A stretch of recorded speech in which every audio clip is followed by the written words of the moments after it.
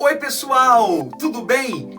Professor Jazz mais uma vez com você e você está no canal Hora da Matemática, Matemática sem Complicação. E antes de apresentar para você a questão de hoje, eu quero te fazer um convite muito especial.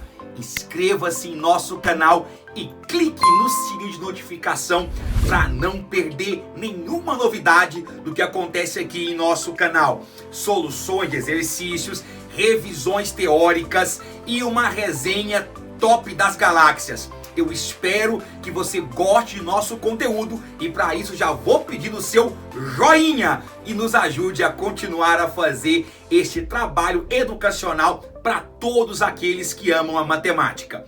E a questão de hoje foi escolhida com muito carinho. É uma questão da segunda fase da prova do ITA 2019-2020, segunda fase que deu o que falar. E muitos dizem que esta questão, que envolve números complexos, foi uma das questões mais bonitas que o ITA já cobrou em sua prova. Então você não pode perder esta resolução que eu preparei com muito carinho. Aliás, uma resolução totalmente inesperada. Vamos trabalhar com geometria nesta brincadeira e mostrar que é possível sim casar a álgebra com a geometria. Então não perca, vem já com o Jazz, solta a vinheta!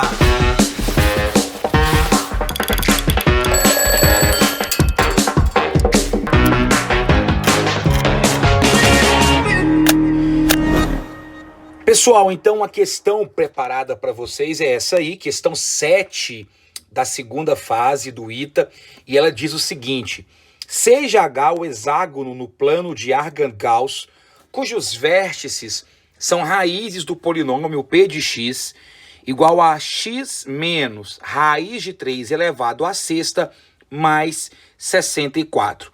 Determine o número complexo Z, sabendo que existe o conjunto M, formado pelos elementos Ex também complexos, onde o x pertence a H, que é um hexágono que possui o vértice 1 menos 1 mais raiz de 3i, o vértice 2, 1 menos raiz de 3i, e o vértice 3, 5 menos raiz de 3i, como três vértices consecutivos, ok? Então, nós estamos diante aí deste problema, que é uma belíssima questão do ITA. Muitos especulam se era a questão mais difícil da prova do último exame do ITA. Eu confesso para você que acho que houve algumas questões um pouquinho mais exigentes do que essa, mas a gente vai fazer a solução dela sob um ponto de vista mais geométrico do que algébrico, apesar de que a gente vai acabar misturando as duas coisas em algum momento aqui, tá? Só que antes de resolver propriamente a questão, eu quero dividir esta resolução em duas partes.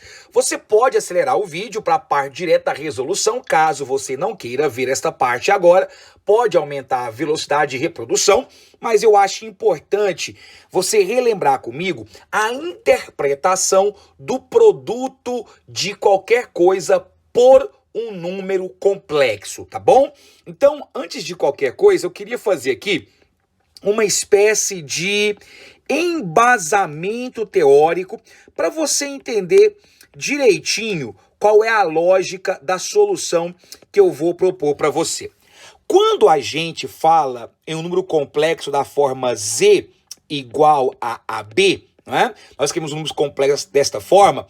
A gente sabe que isso aqui é um número complexo escrito na forma de par ordenado e que na forma algébrica pode ser escrito como sendo A mais BI, onde A é a parte real e B é a parte imaginária. Muito bem. Como você pode entender o conjunto dos complexos como uma série de pares ordenados, nós também podemos entender o conjunto dos complexos como uma representação vetorial. Jess, como assim? Muito bem. A gente pode pegar, por exemplo, aqui, ó, o plano de Gauss, que é o plano complexo, certo? Você sabe que o eixo X representa o eixo real, né, R de Z, e o eixo Y representa o eixo imaginário e M de Z. E sobre esse eixo a gente marca um ponto, que no caso aqui vai ser o nosso ponto Z, onde a parte real dele é A e a parte imaginária é B. Muito bem, eu posso criar uma representação geométrica deste número complexo se eu pensar neste cara como um vetor, tá?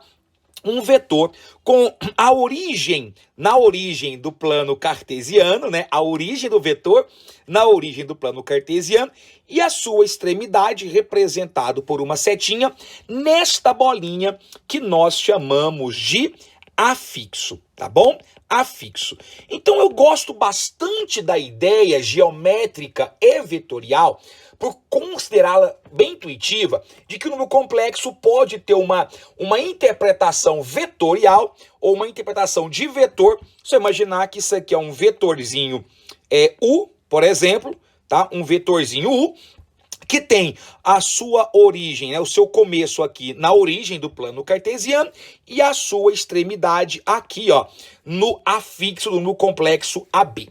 Muito bem, é claro que você pode pegar, né, em cima das bases da geometria analítica do ensino superior, você pode representar esse vetor equivalentemente em qualquer região do espaço, desde que ele mantenha o mesmo tamanho, que nós chamamos de módulo, né, a mesma direção e o mesmo sentido, tá? Então, esta é uma representação que eu chamo de representação conveniente para nós. Beleza, essa parte? Muito bem. E aí, Jess? E aí que é o seguinte, o que significa, então, um produto vetorial? O que significa, por exemplo, eu pegar um número complexo da forma x mais y, vou chamar esse cara de Z1, e multiplicar por um outro número complexo, eu vou chamar o de Z2, da forma A mais BI. Então, o que será que acontece se eu pegar um número complexo Z1 e multiplicar por um complexo Z2? Muito bem, para facilitar o nosso entendimento disso aqui, eu vou começar de uma forma mais simples, tá? Vamos pensar que nós temos um vetor, vamos desenhar isso aqui então de novo, tá? Vamos fazer uma interpretação geométrica do produto de complexos. E aí, nós temos aqui o nosso número complexo, tá? Eu tenho aqui um ponto. Muito bem, eu vou chamar este carinha aqui, ó, de vetor U. Esse cara tem um certo X e este cara tem um certo Y. Então, isso aqui é o afixo de coordenadas XY, representada por esse vetor aqui, tá bom? Deixa eu colocar esse cara bonitinho aqui. Muito bem, tá aqui, representado pelo vetor U. Ah, vai, vetor V, já chamei de V mesmo aqui. Vetor V. Muito bem. E aí que eu vou pegar este vetor V, vou pegar este cara e eu vou multiplicar por um número complexo Z, tá bom? Ou seja, eu vou pegar e vou criar um outro vetor que eu vou chamar de vetor U, e esse vetor U vai ser criado pegando um vetor V e multiplicando por Z. Muito bem. Para você entender o que isso aqui significa, eu quero lembrar você da ideia desse Z na forma trigonométrica, tá? Se nós escrevemos este número complexo Z igual a A mais BI, né, na forma trigonométrica, você vai se lembrar que ele é escrito como sendo módulo, né? A gente escreve esse módulo pela letra grega Rho, mas você também pode usar o símbolo tradicional de módulo, que são as duas barrinhas, whatever, tá? Módulo vezes cosseno do ângulo θ mais I vezes seno do ângulo θ. E aí é interessante, então, porque se eu pego a Z e multiplico por V, eu estou pegando módulo vezes cosseno de θ mais I vezes seno de θ, e eu estou multiplicando por um vetor V. Muito bem, se eu escrever esse vetor V da forma trigonométrica também, olha só, Z vezes V vai ser, aqui eu tenho um módulo vezes cosseno de θ mais I vezes seno de θ, e o vetor V, que se você voltar aqui em cima, vai ver que eu representei ele na forma de par ordenado por XY, né? Este cara também tem uma representação trigonométrica, não tem? Tem. Eu posso representar o seguinte, eu vou até fazer uma proposta para talvez facilitar para você. Ao invés de chamar o mod Z de Rho, eu vou chamar por módulo de Z mesmo, tá? Beleza? Então, ó, módulo de Z módulo de Z. Vou deixar a letra grega Rho de lado. E o V vai ser dado por módulo de V, tá? Estamos falando de um vetorzinho aqui, né? Vezes, o módulo de um vetor é um número real, deixar bem claro isso, porque é o tamanho do vetor, vezes, eu vou te falar que tem um cosseno de alfa mais I vezes seno de alfa. Só para você entender melhor, esse alfa aqui, ó, é esta inclinação aqui dele, para quem não lembra, tá? Para quem não lembra, esse alfa é essa inclinação dele aqui, tá bom? Que a gente chama, inclusive, de argumento, tá? Então, tá aqui. Muito bem. Então, o que está acontecendo aqui, hein? Observe que eu vou fazer o seguinte, aplicando as regrinhas de De Moivre, quer lembrá-lo, gente, que aqui nós não vamos fazer a revisão passo a passo de produto de números complexos, tá? Nós não vamos fazer passo a passo, isso aqui é só um embasamento mesmo, bem rapidinho. Lembra da regrinha da multiplicação de números complexos na forma trigonométrica? Você multiplica os módulos, tá? E aí, você faz o quê? Você soma os ângulos, né? Cosseno de θ mais alfa, mais I, vezes seno de θ mais alfa. Eita! Eita que eu percebi, então, que aqui aconteceu duas coisas. Observe. Primeiro, houve uma multiplicação dos módulos. Professor do céu, o que isso significa, meus amigos? Isso significa, tá, que o módulo foi alterado. O módulo de V foi multiplicado pelo módulo de Z. Tá entendendo? Ou seja, módulo é tamanho de um vetor. Então, galera, eu estou pegando o meu vetor V e eu estou ou aumentando ou diminuindo ele. Depende de quem é o módulo desse vetor Z. Além de mexer no módulo, ou seja, este termo aqui, ó, deixa eu deixar bem claro para vocês, este termo aqui está alterando o módulo do vetor V, tá? Eu estou aumentando ou diminuindo, depende. Se esse Z aqui, ó, for alguém entre 0 e 1, eu estou diminuindo o módulo de V. Se esse Z for alguém maior do que 1, eu estou aumentando o módulo de V. E se esse cara for 1, o módulo de V continua intacto. Mas, além disso, observe que eu também estou, vou até marcar para você de azul aqui, ó, eu estou somando um ângulo em alfa. Sabe o que essa parcela θ mais alfa significa? Significa que eu também estou rotacionando este cara, tá? Ou seja, além de me alterar o módulo, eu também estou rotacionando o vetor V. Eu estou girando este cara, tá? Professor, como assim? Bom, significa o seguinte, olha só para você ver. Vamos vir aqui, ó. Eu vou explicar para você através de um desenho. O que eu quero que você entenda é que quando a gente multiplica qualquer coisa por um número complexo, está acontecendo uma dupla mudança. Então tá aqui, ó. A, certo? B, e tá aqui o nosso vetor que representa este cara. Beleza? Não vou nem chamar... pode ser AB mesmo, tá? Então vamos colocar aqui, ó. Esse aqui é o nosso vetor U, tá? Nosso vetor U. Muito bem, eu vou usar a mesma letra do outro lado, vetor V. Inclusive, para manter a coerência aqui, vetor V, eu vou chamar isso aqui de X e Y, como eu tinha chamado anteriormente, tá? Para não confundir você. Muito bem, esse cara, você se lembra que ele tem uma certa inclinação alfa, certo? O que acontece? Se eu pegar Z e multiplicar o vetor V, eu vou criar um novo vetor, que eu vou pôr na cor verde, que vai ter um módulo diferente. Eu vou inventar um módulo qualquer aqui, tá? Vamos supor que o Z tem um módulo maior do que 1. Então, eu vou alterar o V, tá? Vou alterar o V aqui. Vamos fazer assim mais bonitinho. Ó, este cara aqui, que eu acabei de ver, qual que vai ser o tamanho dele, hein?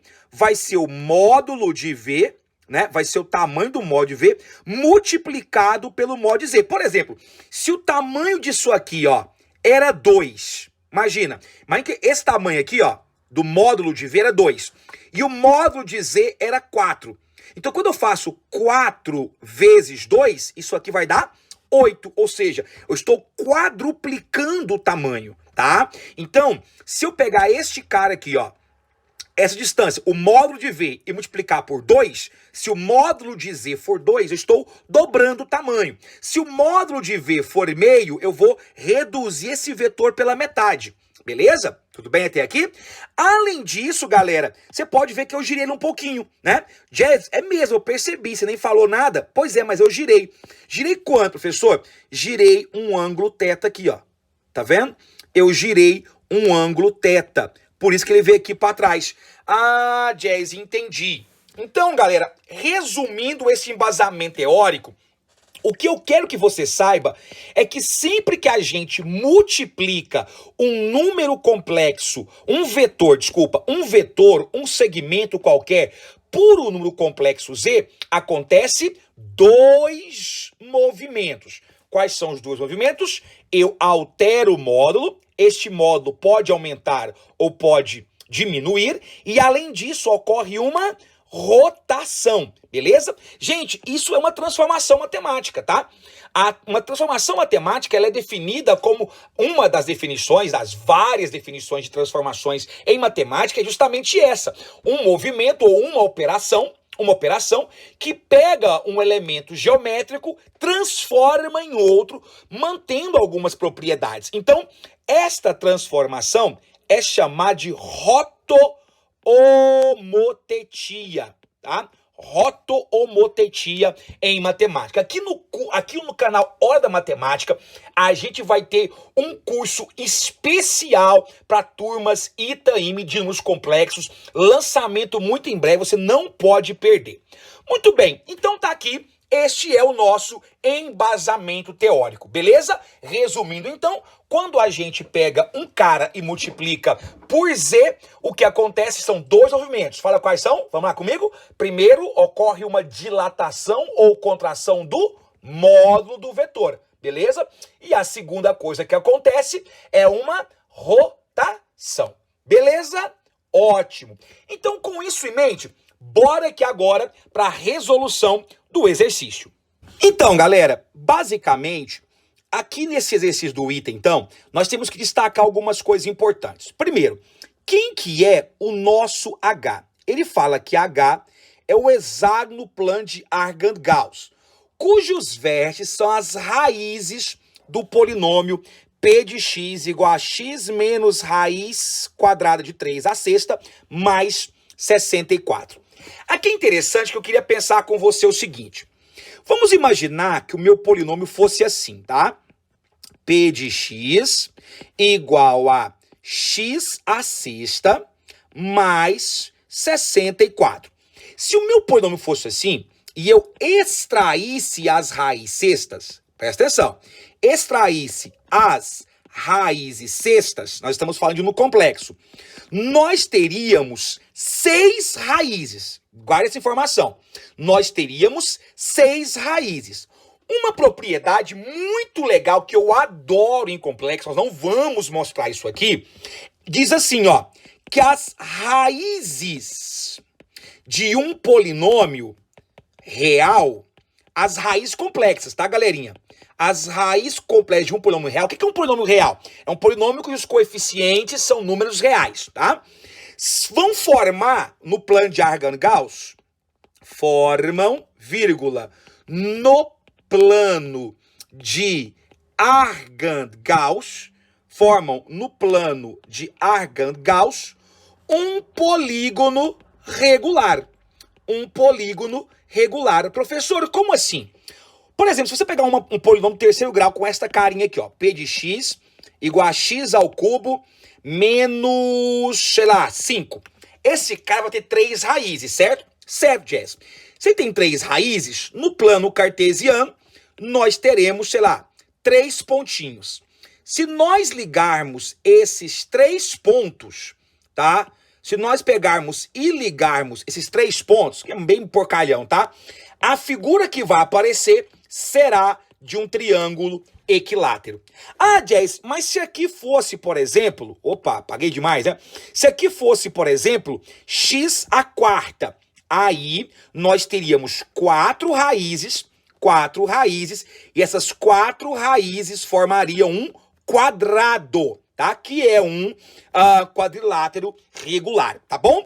Então, uma propriedade extremamente importante da gente utilizar dentro desta matéria é saber que as raízes de um polinômio real vão formar no plano complexo um polígono regular. E isso faz todo sentido para mim, porque ele fala aqui, ó, que H é um hexágono formado pelas raízes, olha que legal, pelas raízes deste polinômio.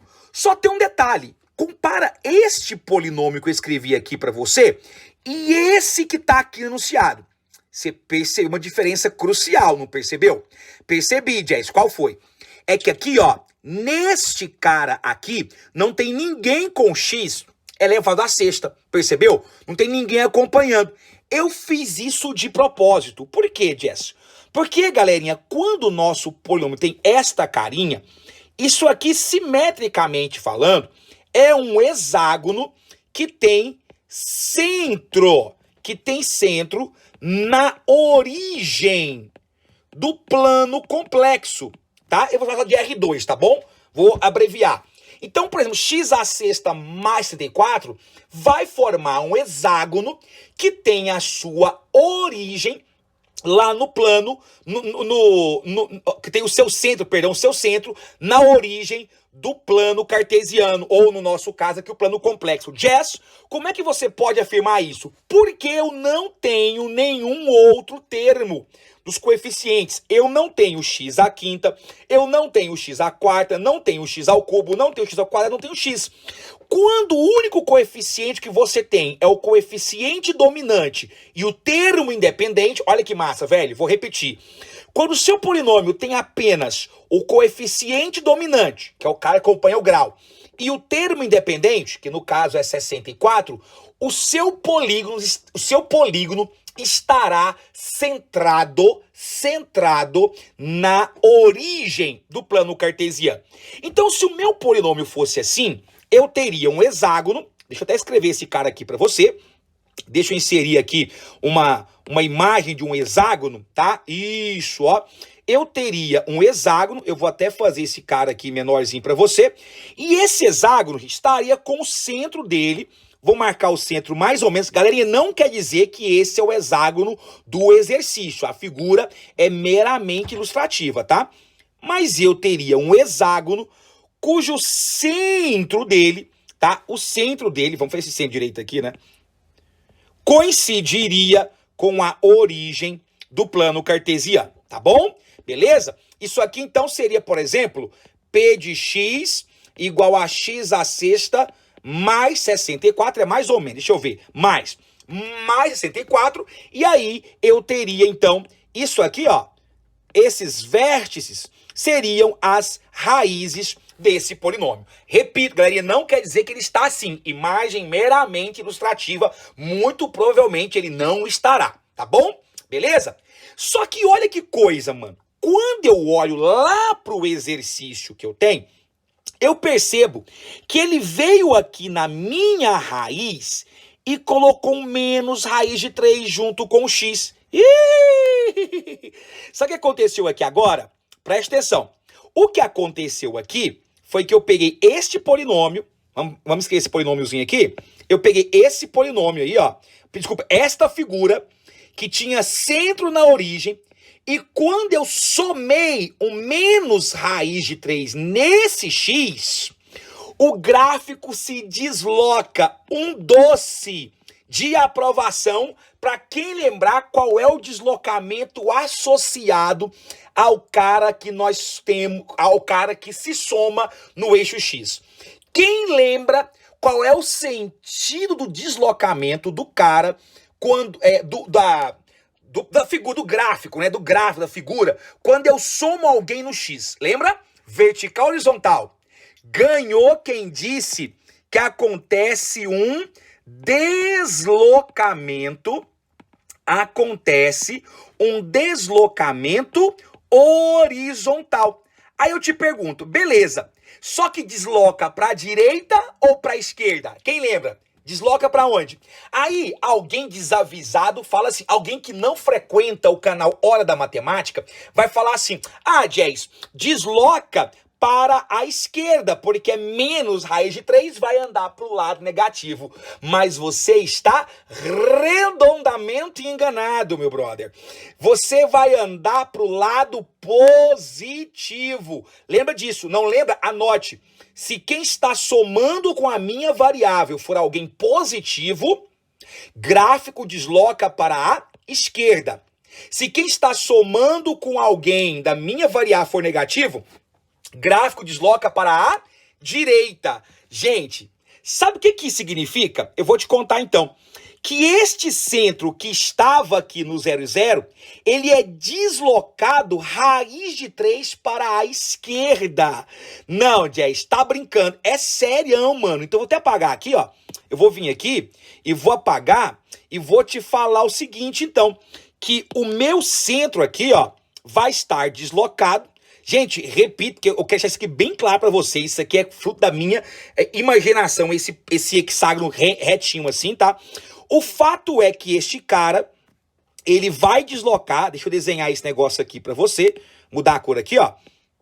Ele vai deslocar de maneira que o centro do hexágono agora, ó, sai do 0 e 0 e vai parar lá no raiz de 3. Gente, sabe o que é o mais massa disso? É que eu nem preciso achar as raízes complexas desse cara. Eu já sei que esse polinômio que o Ita deu aqui, ó, este polinômio, este cara já está com centro em raiz de 3 e 0. Olha que massa, velho. Muito legal, né? Então, eu já sei que o centro desse hexágono está em raiz de 3 e 0. Esse aqui é o centro do H, beleza? Só que aí, então guarda essa informação, guarda essa informação. O que acontece com esse cara? Ele pega esses vértices H e ele cria um novo hexágono. Ele vai lá e cria um novo hexágono que ele chama de M. Olha que você vê, ó, M é um hexágono. E o que ele fala pra mim desse hexágono? Vê se você saca aqui. Olha que coisa massa. Desse hexágono, ele fala como ele foi construído. Ih, Jess, como é que ele foi construído? Olha aqui. Ele pegou cada elemento, cada vértice. Eu vou dar um zoom pra você. Dá um zoom. Dá um zoom, cadê? Aqui. Ele pegou cada vértice X do hexágono H e multiplicou pro número complexo Z. Professor, quem é esse complexo Z? Boa pergunta, é o que eu quero saber. Ao pegar esses vértices do hexágono H e multiplicar por Z, o que aconteceu? Você lembra que nós vimos aqui na revisão do começo da aula? Aconteceu duas coisas. Ele tanto vai aumentar ou diminuir esse hexágono, porque ele vai ampliar os segmentos, lembra? Rotomotetia, ou ele vai ampliar, ou ele vai reduzir o hexágono, como ele também vai girar o hexágono. Lembra que quando você multiplica por um número complexo, a figura sofre uma rotomotetia, ou seja, ou ela amplia, ou ela reduz, e ela também gira? Então, galerinha, o que vai acontecer é isso. E ele me dá 3 vértices alterados. Ele fala, olha, tá aqui 3 vértices desta gracinha. Ih, rapaz, como é que eu vou fazer agora para descobrir isso aqui? Eu vou fazer o seguinte, eu vou desenhar essa figura aqui, muito meia boca, tá? De novo. Imagina então que esse aqui é o meu hexágono H, marca aqui, tá? Esse aqui é o meu hexágono H. A única coisa que eu conheço dele é o centro, beleza? Vamos criar o hexágono M? Ó, como M, vou escrever, ó. Como M foi construído pegando o hexágono H, me desculpe assim, até exagerar aqui na matemática aqui, né? A não ser tão rigoroso assim com a nomenclatura. Vamos escrever assim, ó. Como o M foi obtido pegando o H e multiplicando por Z, vai acontecer duas coisas. Eu vou tentar representar aqui, gente, esse negócio, tá? Então vocês têm um pouquinho de paciência aí. O que aconteceu foi o seguinte. Primeiro, eu tinha esse hexágono, certo? Eu tinha esse hexágono aqui, você lembra dele, tá? Vamos deixar esse carinha aqui. Aí o que aconteceu com esse hexágono? Vamos copiar ele aqui, ó. Eu vou copiar ele aqui. Esse hexágono, vamos deixar ele aqui. Isso. Aconteceu uma coisa interessante. Além dele... Ah, aqui recortar? Não quer recortar, não. Ó, Além desse cara aumentar ou diminuir, eu vou chutar que ele aumentou, tá bom? Gente, eu não sei. Tô chutando que ele aumentou. Além dele aumentar, ele girou, mano. Ele sofreu uma rotação. Olha pra você ver aqui, ó. Tá ligado o que aconteceu? Ah, Jess, faz sentido agora. Então quer dizer que esse aqui, ó, seria o meu hexágono H e esse aqui seria o meu hexágono M. Só para lembrar aqui, gente, lembrando, imagem meramente ilustrativa. Vou fazer até vocês cansar, tá? Aqui, ó, eu tinha o meu plano cartesiano. Você lembra que o centro desse hexágono menor estava aqui. Vamos marcar esse cara, ó. O centro dele era raiz de 3. Agora, galera, com a rotação, esse centro foi parar em outro lugar. Você pode se perguntar assim, Jess, por que você está pegando o centro? Primeiro, porque é mais fácil de encontrar do que achar os vértices deste negócio. É muito mais fácil achar o centro desse hexágono do que fazer como a maioria dos cursinhos fez, que é encontrar as raízes desse polinômio. Eu acho muito mais fácil fazer assim. Segundo, porque, por exemplo, eu não sei, ao girar, qual dos vértices desse hexágono maior corresponde a esse carinha, por exemplo. Tá? Por exemplo, aqui eu tinha um vértice V1. Onde foi parar esse vértice V1 aqui em cima? Não tenho ideia. Não sei, tá? Não tenho noção. Você entendeu o probleminha que eu tô dizendo pra você? Então assim, galera, o grande problema que eu vejo nesta bagaça é que a gente simplesmente não sabe onde foi parar este cara. Mas o centro eu sei, porque o centro de um só pode estar ligado com o centro do outro, tá? Então, o que aconteceu foi o seguinte, vamos pôr uma outra cor aqui, ó. Esse aqui, ó, nesta cor verde, tá? Foi um vetorzinho, era um vetorzinho U, que foi girado, olha lá, ó, pra parar aqui. Olha que massa. Ah, gente. Ou seja, galera, preste atenção neste detalhe, porque esse detalhe é muito, muito importante. O que você percebeu que aconteceu aqui, hein? Primeiro, o vetor tinha esse tamanho. Ele foi um vetor que aumentou, tá vendo? Este vetor aumentou. Segunda coisa que aconteceu foi que além deste cara aumentar, ele rotacionou um ângulo θ aqui, ó. Pode ser ângulo θ, ângulo alfa, ângulo beta, o que você quiser. Então, se eu descobrir quais são as coordenadas e o ângulo desta rotação, acabou. Você vai ver que eu vou conseguir fazer isso aqui, gente, sem nem precisar, tá? Sem nem precisar descobrir qual é o, digamos assim, qual é o ângulo aqui, tá? Nós não vamos mexer com o ângulo. Muito bem, então dá uma pausa esse desenho meu aqui agora, dá uma pausa esse desenho e vamos focar então no hexágono que foi alterado. Vamos ver se no hexágono alterado a gente consegue descobrir as coordenadas do centro dele. Vamos lá? Eu vou vir aqui então, gente, ó, e deixa eu falar pra você. Dá uma olhadinha aqui no que ele contou pra mim do hexágono M, que é o hexágono alterado. Ele contou pra mim 3 vértices dele. Bora desenhar esses 3 vértices? Vamos lá? Bora, Jess. Então eu vou vir aqui, ó, e eu vou copiar esse negócio. Galerinha, essa questão aqui, ó, eu só dei uma olhadinha nela, nós estamos no pelo aqui, como diz a linguagem aqui, né? Então deixa eu ver se eu consigo copiar só esse pedacinho aqui, para não ficar voltando. Ah, tá ótimo. Veio o enunciado inteiro, mas não tem problema, tá? Voltou o enunciado inteiro aqui, mas não tem problema. Gente, o que eu sei desse cara? Ó, eu sei que um vértice do hexágono M, vamos marcar aqui, ó. O hexágono M tem um vértice que é menos 1 mais raiz de 3, 1 menos raiz de 3 e 5 menos raiz de 3. Vamos escrever o vértice 1, que é menos 1 mais raiz de 3i. Vamos escrever esse cara como par ordenado? Vamos lá? Então ele vai ser V1, o x é menos 1 e o y é raiz de 3. Galera, daria para saber quanto rotacionou, pessoal, usando álgebra vetorial, tá? Usando álgebra vetorial, dá para saber quanto que rotacionou o ângulo entre os vetores, mas por enquanto eu vou deixar só assim. Muito bem. O vetor, o vértice 2 é 1 menos raiz de 3i, que por curiosidade é o oposto desse carinha aqui, né? Então eu tenho aqui V2, certo? V2, que vai ser dado então por 1 e menos raiz de 3. E o outro vértice, que é o vértice V3, tá? Que é 5 menos raiz de 3i. Observe que o nosso problema agora se restringe em descobrir quem é o vértice, quem é o centro desse hexágono. Então, bora fazer o desenho dele aqui? Vamos lá? Vamos fazer um desenho aqui? Vamos inserir aquele hexágono aqui. Aqui eu não vou desenhar o hexágono inteiro agora. Ao contrário do que eu fiz nas outras vezes, nós não vamos desenhar o hexágono. Bora só fazer aqui o plano de Gauss. Isso, vem com jazz aqui, ó. Vem com jazz. Gente, eu inclusive, para ficar mais fiel aqui ainda, eu vou vir aqui, ó, e eu vou colocar este negócio quadrado. Pode ser? Vou colocar quadrado assim, ó. Aê, nesse amarelão, para ficar mais fácil nós termos rigorosidade em marcar os nossos pontos, tá bom? Beleza? Então vem com o jazz aqui, ó. Aqui nós vamos ter, primeiro o vértice, menos 1 e raiz de 3. Então vamos lá, eu vou contar aqui, ó. Vamos marcar menos 1. Vem com o jazz. Ó, vamos contar aqui comigo, ó. Vou contar assim, ó. Deixa eu só, vamos fazer assim, ó. Vamos aproveitar que estamos com papel quadriculado. Gente, aqui é assim, tá? Tem que todo mundo entender, voltar o vídeo. O Jazz gosta de fazer as coisas bem passo a passo. Aqui, ó.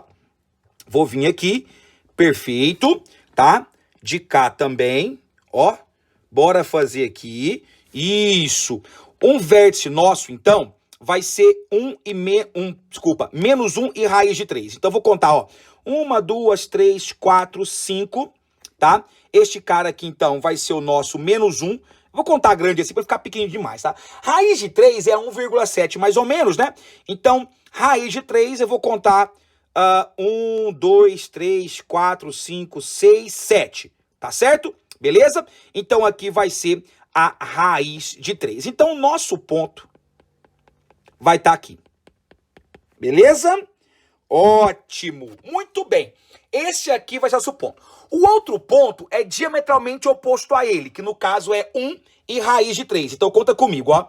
1, 2, 3, 4, 5. Tá aqui, é 1. E menos raiz de 3, né? 1, 2, 3, 4, 5, 6, 7. 1, 2, 3, 4, 5, 6, 7. Tá aqui. Menos raiz de 3. Lembra que ele falou que são vértices consecutivos. Então, se eu já ligar essa galerinha aqui, ó. Se eu já ligar esta bagaça, isso aqui já vai ser um lado hexágono. Eita, programinha bom isso, né? Já conserta todas as falhas do Jazz aqui. Qual que é o outro vértice? O outro vértice é 5 menos raiz de 3. Aê, o bom aqui é isso aqui, né? Ó, vou pôr o 5 bem aqui, vou chutar, tá? Já que isso aqui é 1, vou pôr o 5 lá na frente, porque não vai caber 25 termos aqui, não. Então aqui vai ser o meu 5. E a raiz de 3 vai estar alinhada. Então tá aqui, ó. 5. É 5 mesmo, né? 5, isso, 5 menos raiz de 3. Tá aqui. Esse é o meu vértice 3. Então, olha só. Isso aqui, galera. Olha só que massa. Isso aqui já é 2 lados do meu hexágono. 2 lados do meu hexágono. Agora, eu quero lembrar a vocês o seguinte.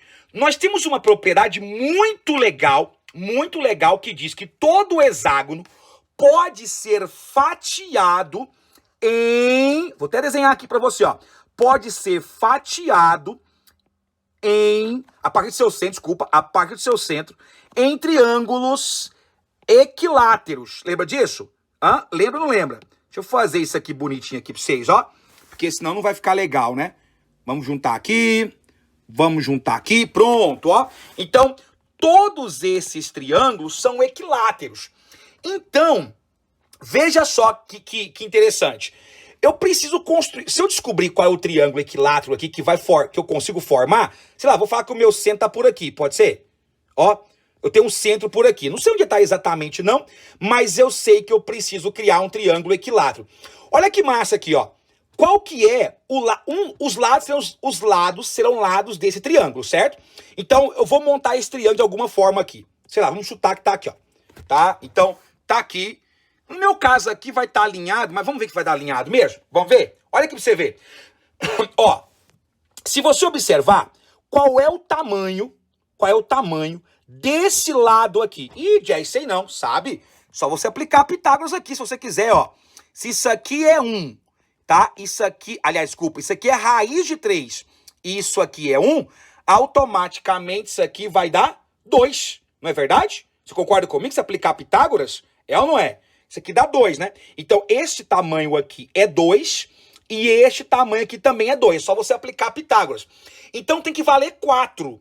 Tem que valer 4. E observe que realmente, né? Porque aqui, ó pra você ver, ó.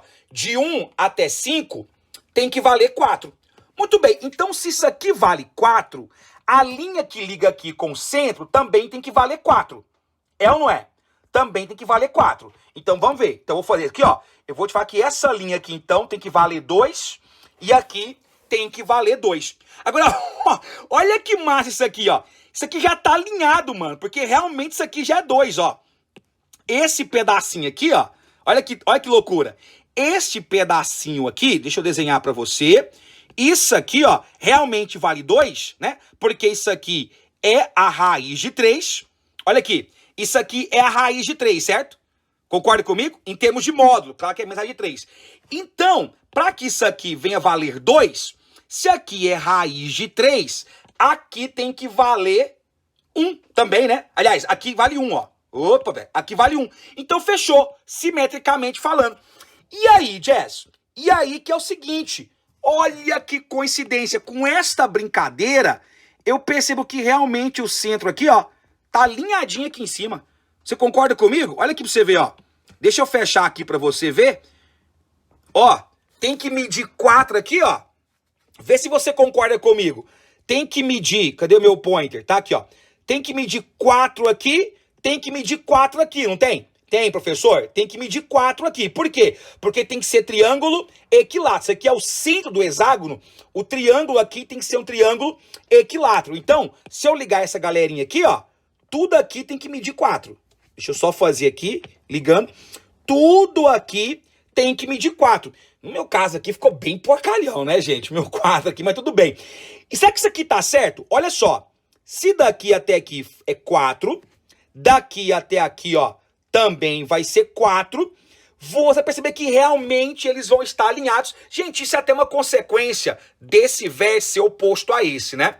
Ser oposto a esse. Então, ó, mide o 4, mide o 4, certo? Mide o 4. Se você quiser formar um triângulo equilátero aqui, também você pode, tá? Para utilizar aqui, ó, você pode fazer uma malha de triângulos equiláteros assim, ó, para você provar que realmente o ponto C tá alinhado com menos raiz de 3 aqui. Beleza? Então eu já sei que o X do meu centro aqui, desculpa, o Y do meu centro é raiz de 3. Ô, gente, vocês perdoam aí, porque não tá muito alinhado aqui no meu desenho, tá? O meu desenho aqui não ficou tão alinhado, vou até forçar a barra. Ô, Jess, eu vou até forçar um pouquinho esta barra aqui, ó. Tcharam. Ó, aqui é menos raiz de... Aqui, ó, vai ser... raiz de 3, certo? Deixa eu apagar aqui também, ó, pôr um pouquinho mais para baixo aqui. Forçação de barra aqui, ó, carteado geral aqui. Aqui, raiz de 3. Muito bem. Então, ó, se isso aí vale 4, ó, se o lado tem que valer 4, aqui vale 4, aqui também vale 4. Então, aqui tem que valer quanto também? Tem que valer 4, não é verdade? Tem que valer 4. Só que aqui eu já tenho menos 1, então daqui para cá já tem menos 1. De menos 1 até aqui, então, ó, tem que valer 4. Beleza? Ou não, beleza? Então, quanto vale esse carinha aqui? Vamos marcar aqui pra gente, ó. Então, este centro aqui, ó, tem que valer 3. Você concorda comigo? Porque se esse cara valer 3, olha aqui, ó. 3 mais 1, 4. Ah, moleque! Então, esse centro aqui, ó, é 3 pro X dele. Sabe que bateu? Fechou? Vamos ver aqui, ó. Gente, tudo tem que dar 4, hein? Ó, deu certo aqui, ó? Deu, né? Ó, 4, 4, 4. Isso aqui eu já sei que vale 4. E se você aplicar a Pitágoras aqui, vai ver que vale 4 mesmo. Olha que beleza, gente. Olha que delícia. Realmente estamos diante de uma questão top das galáxias do ITA. E aí acabou o exercício. Essa era a parte difícil. Volta aqui. Eu acabei de descobrir, então, que este centro aqui, tá? Este centro, que eu vou chamar de centro 2, tem coordenadas 3 e raiz de 3, enquanto este centro aqui tem coordenadas raiz de 3 e 0, tá bom? Então, como no complexo, quer dizer que esse cara aqui, ó, seria 3. Eita, isso aqui seria 3 mais raiz de 3i. E esse cara aqui seria apenas raiz de 3, certo? Não tem parte imaginária, seria apenas raiz de 3. Como é que este cara que estava aqui veio parar aqui? Você lembra? Multiplicando por z. Então, na verdade, o que eu tenho para afirmar para você é que o C2 é o C1 multiplicado por z. Então, para descobrir quem é z, é só eu pegar C2 e dividir por C1. Iha! Vamos lá, então? Vem com o jazz aqui, ó. Vem com o jazz aqui. Então, ó, z vai ser igual a C2 dividido por C1. O C2 é 3 mais raiz de 3i, dividido por C1, que é raiz de 3. Se a gente multiplicar pela raiz de 3 em cima e embaixo, nós vamos ter, então, que o nosso z vai dar 3 vezes raiz de 3, dá 3 raiz de 3. Raiz de 3 vezes 3 vai dar 3i sobre 3. Dá para simplificar isso aí. O número complexo vai ser raiz de 3 mais i. E está aí a nossa resolução. Esse é o número pelo qual aquele centro foi multiplicado. Gente, caramba, caramba, que questão top das galáxias, complicadíssima, mas muito bonita. Talvez não foi a mais difícil, mas com certeza uma das mais difíceis da prova do ITA do ano passado. Beleza? Gente, reassista, volte algum pedacinho que você não viu. Dá para fazer de outras soluções, você pode tentar descobrir os ângulos aqui, ó, para provar aqui, ó, que esses pontos realmente estão alinhados. Você pode brincar aí com os lados. Enfim, você pode fazer de forma pelas leis de De Moivre. Enfim, tá livre para você brincar, mas tá aí a resposta. Mais uma questão traçada aqui no canal Hora da Matemática. Um beijo no seu coração. Até a próxima. Tchau, tchau.